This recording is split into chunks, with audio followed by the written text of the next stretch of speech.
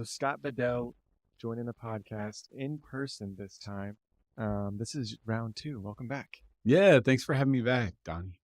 So you are a certified business coach helping others turn their passions and purpose into profits with a focus on time, team, and money. Some things we've talked about a lot recently in our conversations. Yeah, it's exciting. We have our firm, we have a team of 7 coaches, and we've grown throughout the Tampa Bay area and helped businesses grow and scale their companies, and I'm looking forward to our conversation today. Yeah. So why don't we start? I mean, if you haven't listened to Scott's first episode, go back and listen to that. That was back in November of 21. We were just looking at, but um, uh, you're with Action Coach Tampa Bay. So start off again, just kind of recapping like what you guys do there and helping other businesses kind of grow and scale their business. Excellent. Yeah, so I'm one of the partners at Action Coach Tampa Bay, and our discipline really is I love how Michael Gerber, if a couple books that I think were really critical to my success on the first and second company I launched is a book by Michael Gerber called The E-Myth, and where he basically talks about how most all business owners, 99.9% of all business owners start a business either because they have a technical expertise or they are entrepreneurial minded and they see a gap in the marketplace where they feel they could offer a valuable service. And that's usually how most everyone enters into starting a business. Then they get into this tricky situation where they start growing revenue, they start growing, in some cases, a team, and they find themselves in a situation where they're somewhat frustrated with how to get to the next level Mm-hmm. because they've built it off of their own back and off of their own work ethic or certain values. Mm. However, what Michael Gerber exposes in the E-Myth is that you need to actually develop your systems versus developing people. And when the more you develop your systems, you can have people that run the systems and you focus on building those. And that's what fundamentally Action Coach does. Action Coach is a global organization over 88 countries worldwide. It's helped over hundreds of thousands of business owners build a business that can work without them. And we own the Tampa Bay franchise. So 7 counties throughout Hillsborough and Pinellas, where we help actually even, walking in here today, I go, wait a second, we worked with Berkshire Yeah. Home Service. In fact, we worked with the owners at our firm for well over 5 years, and I believe they're producing over $1 billion in annual revenue now. Mm-hmm. And so every business starts with humble beginnings. Mm. Every business starts with an idea and family, and the difference between growing that to something that works without the owner is what we kind of want to talk about today, which is leverage, Mm. how to get more done in less time and to grow something that you can exit at some point. And it's something that I wish someone would have talked to the 24-year-old me. Mm. Context, I'm switching the numbers around. I'm 42 now instead of 24, 4 kids later Yeah. and 20 years in business. And I I love the fact that I get to educate business owners that the true definition of a business is a commercial, profitable enterprise that works without the owner. Keyword without the owner, or key Right. phrase without the owner. So I want to go back to like something you mentioned, like the two reasons that people get into business is one because they have a skill set around that business, or they just have that mindset of being an entrepreneur. Is there one that is more successful than the other, or one that has uh, an easier path to growth? Like, Mm, does yeah, let's start there. Like, does one have an easier path to growth there? that's a great question. I'd love for those listening or anyone who chimes in later, they could probably challenge me on this because I don't have all this stats and data on that. Yeah. However, if we just think through it, both of them have qualities, merits, and blind spots.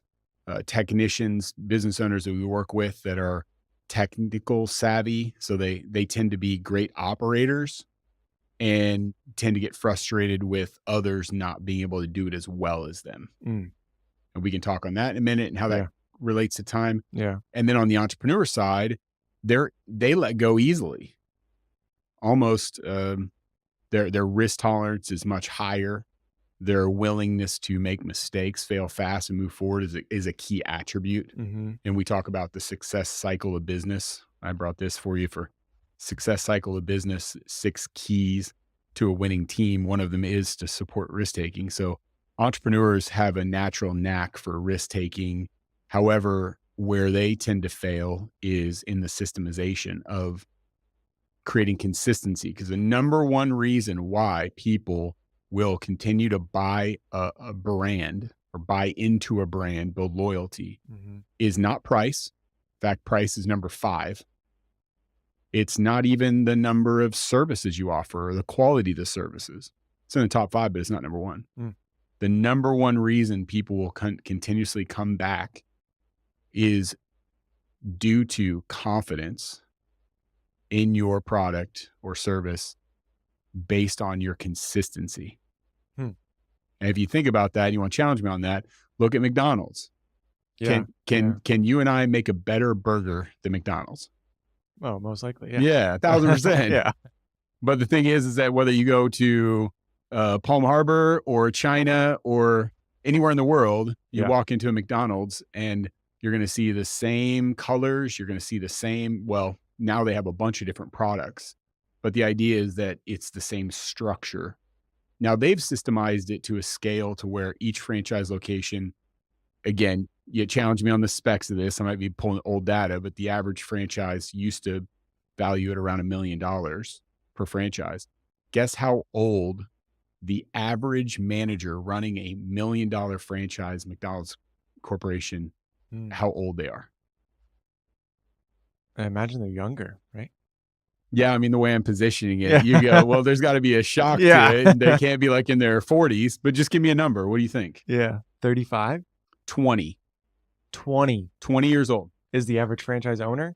The manager Oh, the manager of running that. a $1 Oh, million I see. Okay, yeah, okay, franchise. yeah. And the idea is the reason they can hire a 20-year-old to run a $1 million franchise because they've systemized so well Yeah. that they've taken all the complicated stuff out of it. Now, what a lot of other reading will teach you, because we're talking about small business owners, and Yeah. your network is a lot of small business owner community, and you always say small business owner under 24 million in annual revenue, Mhm. Mhm. and maybe tracking above that. However, the reality is you want to systemize the process, and humanize everything else. Most small businesses are not made to be a McDonald's. If you need someone's mental acuity, like real estate, Mhm. you can systemize so much. Right. However, in real estate, you need to have there's a emotional quotient to your service and what you do. Yeah. So you over systemize, you lose that connection. Right. And so when you look to systemize your business, depending upon what you're offering in your value proposition or your service or product, you have to be careful not to over systemize it. To where you lose that relationship, that human element, emotional connection there. And Yep. that makes me think about like Zillow offers, right? Like it's kind of that scenario where they tried to create this system and it worked for a while, or well, they were in business for a while, right? They didn't make a lot of money, but you know, they lost that there was no human element there, that human connection, which people need. And I think every business, right, like needs some component of that. Yeah. So if you were to start a business today, are you starting a business based around like one of your skill sets, or um, based on just the knowledge that you have and like, I know this business can be successful? That's a very good question, because there's a lot of opportunity going on right now. And any business owner that's hearing this right now, that's only seeing the negative, get yourself a business coach. Surround yourself with a community of people that are looking at the opportunity. Because right now, whether we're in a up economy or a down economy, there's the people the really opportunistic entrepreneurs are always seeing the opportunity. And so to answer your question, I've got a buddy right now that's looking to buy a business. And I've started just help him on the side, consult with him. And because we don't typically work with startups, Okay. usually we work with established businesses 3 to 5 years in process, tracking towards 1 million in revenue. They've got their system together. They've got a good, healthy reputation, good reviews, and they've hit a ceiling where they don't know what to do next. And we start working with them. That's one-to-one coaching. Mhm. Now, what's interesting, at the beginning of the year, we started a membership kind of program, lower program for businesses in that six figures, and that help them build the fundamentals. I think we're going to talk about time in a minute. Yeah. However, just to answer your question about the what would I start? Well, with my friend, he he's got some skills, and there's so many different ways to consult on this. So Mm. I would love for people, if they have questions, to reach out to an advisor or a coach, because I gave him very specific instructions depending upon how he wanted to finance it, because they had cash. And I'm like, don't throw cash. They were going to throw cash directly into buying the business. And Mhm. versus there's SBA. If you have a skill that you've got developed over 3 years, in a lot of cases, you can qualify for programs where you can get low interest loans to start a business. There's Mhm. also, depending upon if you have any diversity in your background. I know several women owned, minority owned businesses are coming out of the military, veteran. There's a lot of grants and programs available, and I've got contacts in my network that can help people get those types of funding. So Yeah. depending upon that, you might want to lean towards your specificity. However, I will tell you this: what makes a successful business owner isn't being the technical expert. Mm. Yeah. It's there's going to be a need for that in your business, and a lot of times that's finding the right partner that has that technical expertise. That's where I see the biggest, most compelling opportunity right now in our market, is buying an existing business with a managing partner or a technician in place, because there's so many people that are in the next 10 to 15 years that are essentially have no exit plan, Mm. don't really have a sellable business. 86% of all businesses are not sellable. Because it can't be run like that, like you were talking about the definition of a business. It can't be run without the business, without the owner in place, right? Correct. So no investor wants to buy your job. Yeah. They want Right. to buy your business. And Right. if you're working in the business and the business is surrounded by you, they don't want it. In fact, a really funny analogy, I mean, a funny acronym of job is just over broke. And it's kind of, Yeah. that someone might want to slap me. Yeah. However, I know what it's like to be a business owner and work over 100 hours a week in your business. Yeah. And so we trade up working 9 to 5, making a pretty good wage, to working 24/7 and being run by a dictator, lunatic, tyrannical government, Mhm. i.e. yourself. Yeah. Yeah. That's, you're a slave to your own business. And I'm not trying to paint a picture like everyone's dealing with that. There's a lot of people that are highly successful. It's just the reality is that we put a lot of pressure on ourselves. Yeah, it's hard. It's hard. No matter which way you look at it, even the most successful businesses, like it was challenging for them, or it is challenging for them, and it's just, overcoming some of those obstacles and stuff. And so one of those obstacles that we've talked about is time and time management, and having conversations with a lot of business owners in our community. I think that's one thing that a lot of them have a struggle with, have a hard time with, and I think it translates into just personal life too, right? Managing time is hard especially when you have a growing family and all these things, and you have to be so many places, and managing your time is hard. So let's touch on that, and like, what are some things that you've learned throughout your experience coaching businesses and running your businesses yourself, around time. Absolutely. So, one, I just want to set the stage for anyone listening that it doesn't matter whether you're a solopreneur whether you have, uh, you're generating multiple six figures, maybe you hit the 7 million mark or seven-figure mark or eight-figure mark. I've got clients in all categories, and we've got clients that have exited and made more on the exit and sale and reinvestment of their business than they ever made 30 years working in it. Shout out to Orange Blossom Catering and many others. That Mm, was the cool. first one that came to mind. That was his quote, was like, man, I didn't realize that really the benefit of owning a business is to sell it. And I made more on the reinvestment of that sale than I ever made in 30 years working in it. Crazy. That gives me goosebumps. Yeah. And when we start thinking in those terms, it should absolutely shift our perspective on what our duty as business owners is. It's not just being an operator. It's not just about building revenue. It's about fundamentally making sure that we've got daily progress towards profit and towards exit. And so when we look at time, number one, time, there's no way to manage time. This is a rip from Stephen Covey and others, but there is no such thing as managing time. It's a non-renewable resource. Yeah.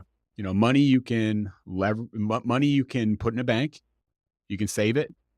There's different ways you can earn a small percentage, money market, the stock market, crypto's coming back, you know, all those things, Mhm. high risk, low risk, whatever. But you can hold it and you can observe when you want to take it out and put it Mhm. in. Mhm. But time is just, it's here and gone. Yeah. And so when we think about time, we think about how are you using the minutes of every day. And, you know, I run into so many business owners that go, well, I just can't get it done all in one day, or I've got this much stuff, or, and the reality is that you keep hitting these ceilings of in growth, every new dollar in revenue is day zero of what you've experienced. You Yeah. know, you're hitting new territory every day. And Mhm. so you have to start pushing yourself to learn more. One interesting thing, just as a side note, when it comes to goal setting, because we're in the second half of 2023 now, and Mhm. we're looking at how are we doing on track with our goals. Mhm. You know, this process that gets missed quite often is dream, state, goal, then learn. A lot of times people dream, goal, plan. Mm. And when you set a plan for dreams and goals without learning anything new, you end up setting a plan that from the past, and you're going to end up with a very similar result. Mhm. And so you want to start focusing on areas where you need to grow the most and focus on learning around areas you need to grow. Mm. I like that. Where a lot of people end up reinvesting in stuff they've already read before because it's familiar, and it's sort of, I don't know, it's just why is it that we do that? It it just feels good, right? It's like the Mhm. ego, right? Mhm. Yeah. To answer your question though, so on time, I thought it might be helpful to run through uh, uh, 10 steps to make each day exceptionally productive. And maybe we go through these and kind of chat about them, and Yeah. kind of you can tell on your experiences. I like that. So first things first is there needs to be, you got to have control of the bookends. No So business owner. morning and evening. Yeah, that's right. You can't control everything that happens to you in a day. However, everyone gets 24 hours in a day. Mhm. The Mhm. most successful people, picture someone in your head that you find to be the person you want to be like, that's where you want to be and everything you desire in your life. That person has 24 hours in the day too. Right. And so do you. And so to make every day exceptionally productive, first is m- have a starting point to your week to map out your week. For some people, that's Sunday, because Monday is when it gets crazy. Yeah. That's why everyone says, "Oh, I got the case of the," The Monday blues or whatever. Yeah. you know, because you're letting the week manage you Yeah. versus you managing the week. Reactive versus proactive. Yeah. And technology has come at such a fast pace. It's outpaced our ability to catch up with how we manage ourselves. And like you said, you add a few kids in there. We added four. Yeah. You had kids in there. You have life changes. You have Yeah. geography changes, friendships, relationships, all these things stack on, and you haven't been able to stop and reprioritize and reset a schedule. So you got to figure out what's the beginning bookend of your week look like. For some people, that's Sunday night. Yeah. It's quiet, nothing, no one's calling you. And if they are, you should ignore it Yeah. and give yourself thoughtful time to process and plan out your week. Uh, and there's a concept called MI5s. So you can just write down MI5, which is focusing on the most 5 critically important things that you want to work on. For that week. Yeah, for that week, that day, Yeah. Oh yeah. whatever. Yeah. Just Break it down. Right. yeah, break it down. Yeah. And that should be what you prioritize before anyone prioritize your time. Yeah. So that was number 1. Yeah, that was number Bookend. 1. Yeah, Okay. bookend. And then 2 is actively block out for your task time. So being able to block out time for the activities are profit time. Yeah. So if you have a certain sales goal that you have to hit, well, what is the lead measure? What are the activities that lead to sales? Well, you have to make sure if you want X number of sales, and this is this is how many appointments or this is how many engagements you have to do to get to this many appointments, to get to this many sales. That's where we talk about the 5 ways, leads and conversion. And once you know the numbers, every business owner must know their numbers. Business is a numbers game. Yeah. Marketing is a numbers game. Yep. Once you know the numbers and master the numbers, it becomes easy and it becomes fun. So you have to block the time appropriate to the activities it takes. And that's why most people don't get to their goals, because either they haven't thoughtfully thought through the time it takes, Yeah. or they don't have a good grasp on their numbers. And once you solve both of those failures, now you've just set yourself up for success. And so number 1 seems like, I mean, we haven't gone through the entire list yet, but I'd imagine that's probably going to be the most important thing, right? If you skip number 1, if you don't plan your time out or, jot down your 5 most important things for that week or for that day or whatever it is, you're going to be reacting to the week and then you're not going to be doing those important tasks and that sort of stuff. So, all right. So what do you got for number 3? Yeah. And on that, let me just double down on that is anyone, and we'll challenge people listening to this. Has anyone ever emailed you to check your P&L and your finances? Has anyone ever just randomly called you and said, "Hey, I need you to sell my home right now and come pick up this check"? Right. Yeah. No. And so so we know the things we have to prioritize. So yeah. So in that messaging, I just want to be clear that when you can work your schedule and your team around, email is one of the lowest value things you can start your day in. Interesting. Yeah. I saw your face, because that's the face everyone's like, "Oh man," Yeah. like, because it's checking my email. It's such an easy thing to start the morning with. Yeah. And even when we know these habits, and we know what it means to eat healthy, Yeah. doesn't mean we always eat healthy. Right. It's we're listening to the most successful habits. So letting email wait till after 10.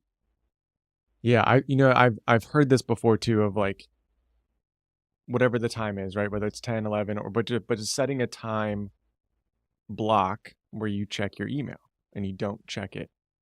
But it's just like social media, it's all on our phones now, so it's so easy Yes. to check it, right? That's it. That's Yeah. it. And so take it off your phone. Yeah. Right. I actually Yeah. I set my phone to I love the Apple phone for having that focus. Yeah. You can actually set in focus settings now.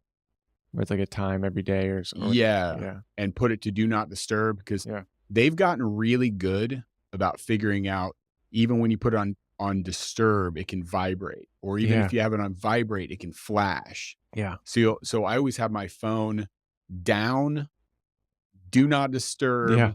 on silent with the That's focus, everything. Yeah, so speaking of that, like, we're recording on an iPhone right now, and I have to have it set in airplane mode and, like, the focus mode, like, do not disturb, right? Because of that, Mhm. because you still get notified Yeah. for certain things, so yeah. So now let's say that they're listening to these greats that are saying this stuff. Like Brian Tracy's another one, Eat Yeah, the Frog. yeah.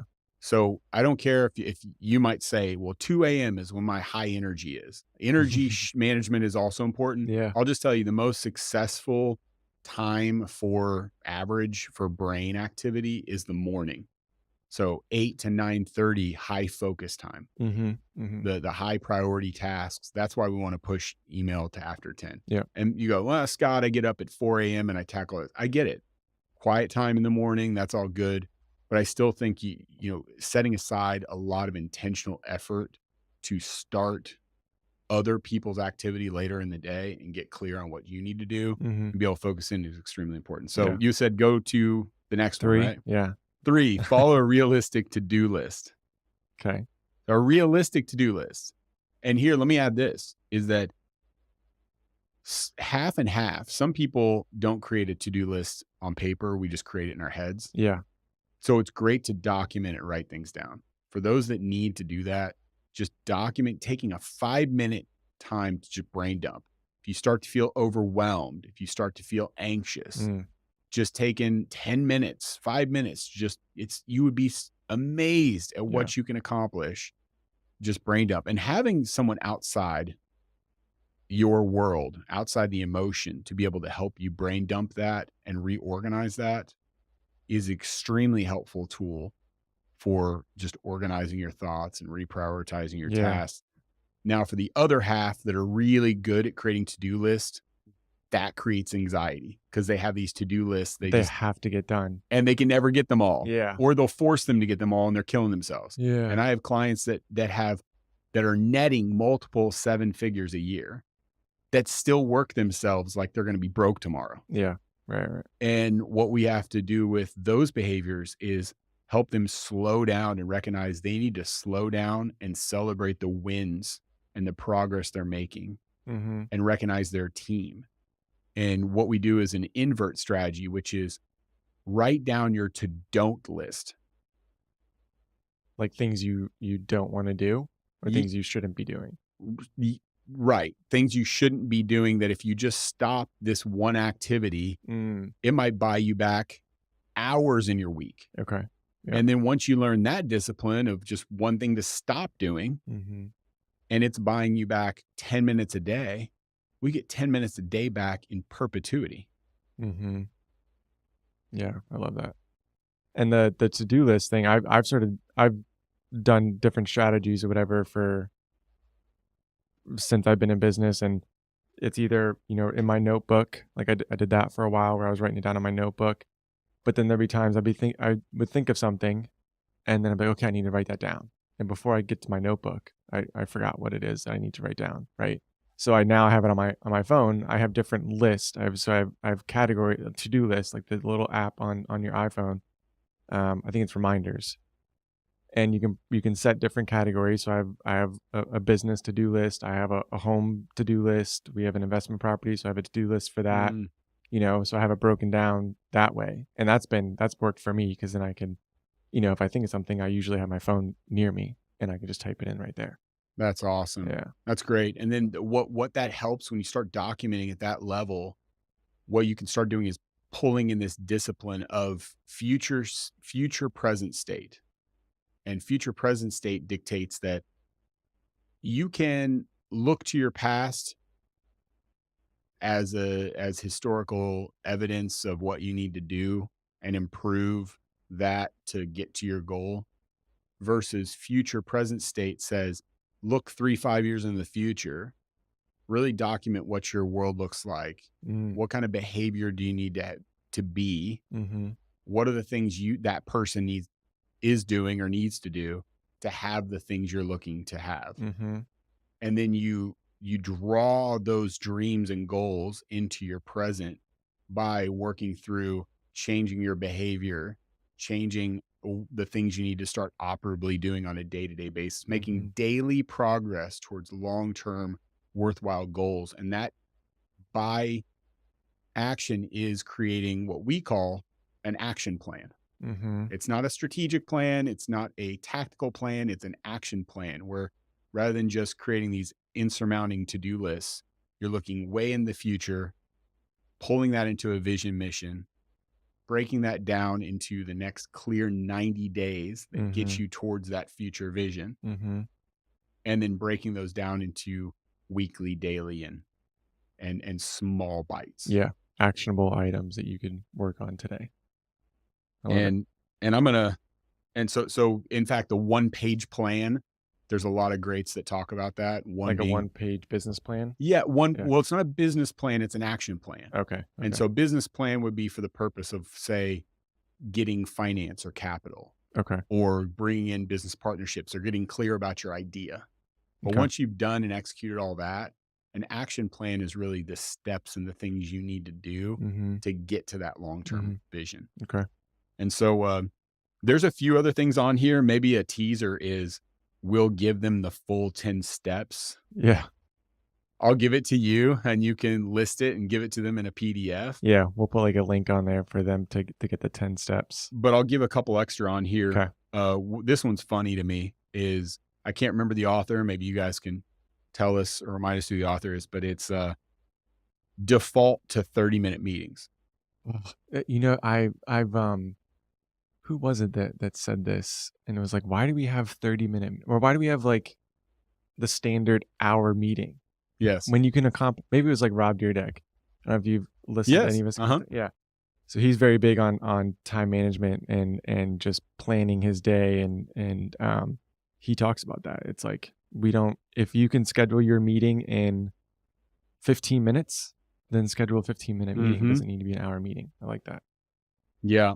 And then a couple others. I'm going to jump over a couple because there's a couple other ones that are really good. Is obsess over leveraging your edge time. And so, what is edge time? This is all the stuff that's on the road, or my most successful clients follow their calendar to an absolute T. And what I mean by their calendar is we create a default calendar, and default means we're setting the plan of how we're carrying out our day to the highest effectiveness. And this is an every 90-day process. However, this one client I've been working with this on for over 3 years, and they literally, I said, how are we doing on following our calendar? She's like, Scott, I follow my calendar 99.9% of the time. Yeah. And super diligent. And then every 90 days, we review that and look at ways we can shift that up, because over time, we should be increasing in our value, Mm-hmm. not staying the same, not decreasing. Mm-hmm. And so we're constantly relooking at that. And as our life changes, it's much easier to maintain those shifts as our life changes.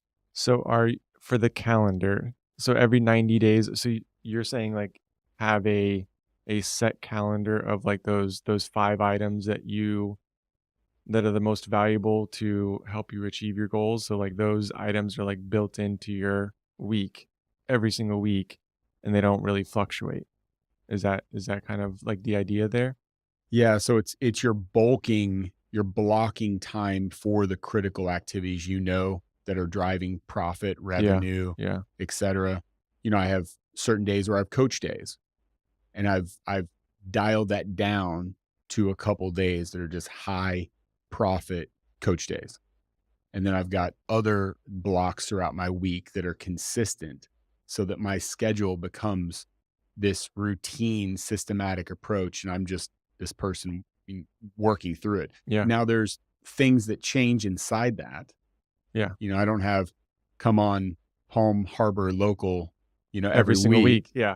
Although maybe we could do like a segment every single week. Certainly open to it. I love being here. You're such a great guy.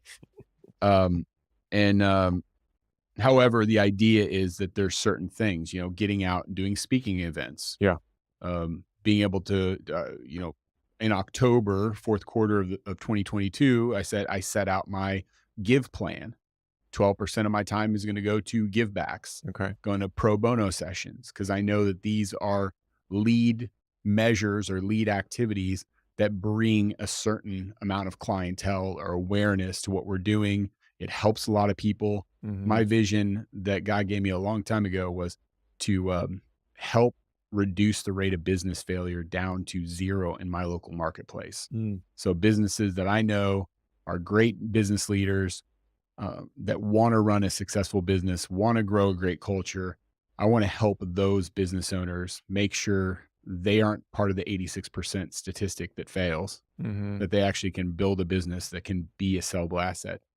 And and part of that is making sure that I'm available to people that may not be ready for coaching, Mhm. Yeah. but still getting them to the next step they need to do. And I love that, and I'm obsessed about it. So Yeah, that's pretty awesome. maybe do we have time for one more, or we need to start wrapping it up? Yeah, let's do one more. What do you Okay. got? So, gosh, 9 and 10 are pretty big, Mhm. but I'm gonna go with this one. As a father and a husband, just celebrated our 12th wedding anniversary. You're Congratulations. and We're at you're in the field too, right? yeah, we're at 7. 7, Yeah. congrats. 7, 2 kids, and we're stopping at 2, so we're not Hey, gonna get you on at the 4. that's good. Hey, we got to know your limits too. Yeah. You got to know, and two, hey, if you have a really challenging first kid, you might just be like, we 1's always, enough. yeah, we always joke that if we would have the twins first, we would have been like, Oh, so you had twins, yeah, okay. we had two individual boys first, Okay. and then we found out we were having twins in 2017, and it was like 2 to 4. Yeah. And we always joke, we're like, if we would have the twins first, we probably would have just had Stuck. two. Yeah. Yeah, Is it so so was that a hard jump, or was that, like, since you already had 2? Because this is always a thing, it's like, "Oh, you have 2 kids, like, what's 1 more?" Or you have 1 kid, like, the other one's gonna help balance things out, right? Everyone's got their theories, but it's one of my buddies said, has like 5. Well, we have some friends that have 6, and yeah. of course, there's people out there that have like crazy more than that. Yeah, yeah. It's zone defense now. Yeah. So so it's actually not as crazy as you'd think because you're not playing man to man. Yeah. It's just a Yeah. different I strategy. like that. And then after a while, they start helping each other. Yeah. So kind of focus and right or wrong. Hey, any counselors out there that that's a whole different thing that we need. I probably need coaching on. However, we just do our best to raise them into well matured kids. But this one, number 9, is Yeah. protect your family time.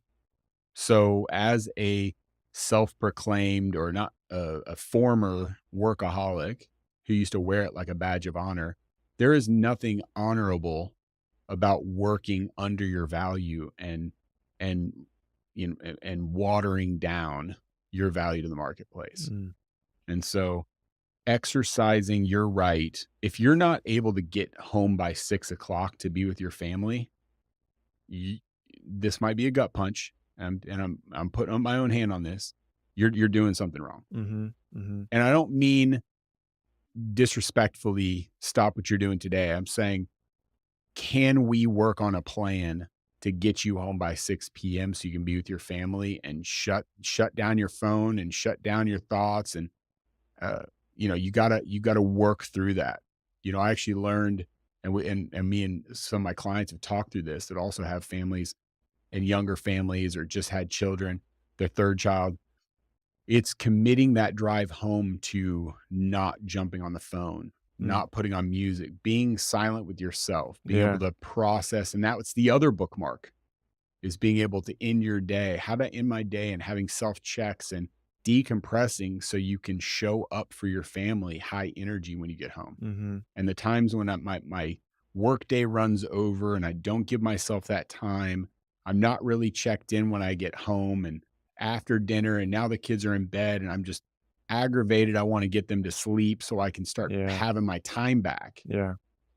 What what I hope to accomplish through this conversation is just that one, a little bit of grace that we're just not going to follow these things to a T every time. Yeah. However, to go back and recognize we don't want to look back 20 years later and go, man, I was fighting for 5 minutes at the end of the night when I could have just started working on a habit so I can stop the stuff that really won't matter 20 years from now Mhm. is whatever that call was Mhm. and whatever that customer complaint was. I'm Mhm. not saying don't take care of your customers. I'm just saying create limits and prioritize what's super important. So, interesting statistic my wife shared with me that fundamentally changed my perspective on this. That really Okay. made me kick my butt into gear, even Yeah. after reading it a million times. Yeah. She goes, "You know, babe, there's real stats about incarceration rate and how many times a night you're at home with your With family your for kids. dinner." Oh, wow. I go, really? And I'm Oh, like, all right. yeah. So she's not done. I'll be home Sorry. tonight. Yeah. Uh, So just prioritize family time, yeah, even that's in the small, even 5 minutes. Maybe you go, Scott, like I hear what you're saying, but it's just not my world. Well, you know what? Start now. yeah, Maybe it's just 2 minutes right now. yeah. And we Start can, small. yeah, we can develop that. Yeah. The mustard seed.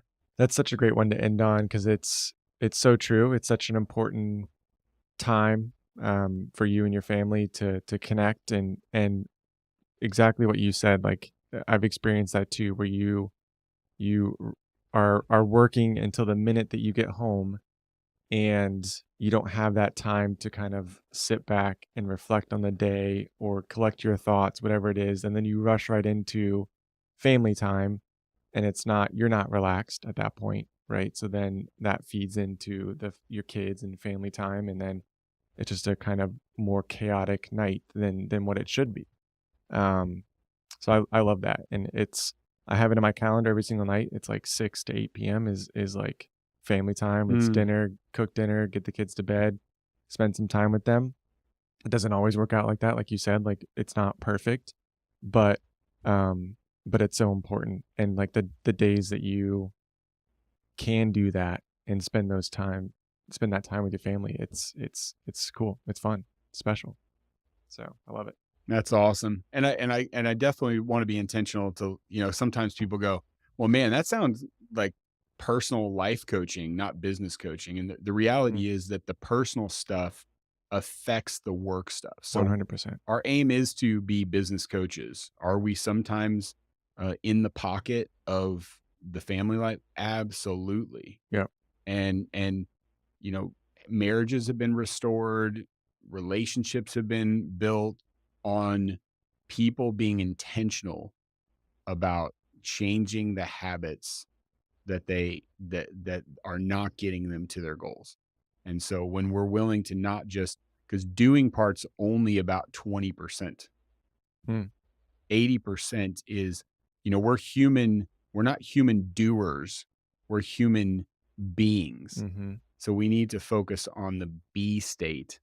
And that's through learning, it's through connecting with other people that are going through the same stuff. It's learning tools and having resources to intentionally work on your behavior, your mindset.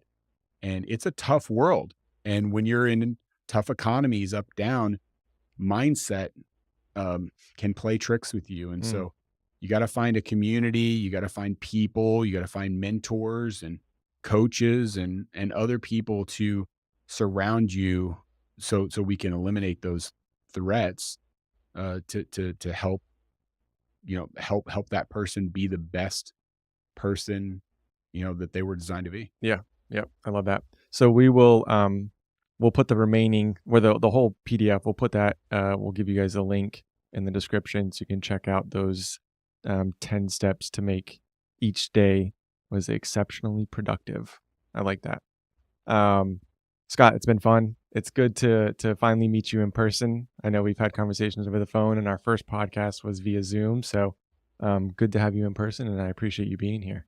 It was a pleasure being here. Thanks, and congratulations to you. 7 years, two kids, Yeah, and successful podcaster, Palm Harbor local, real estate.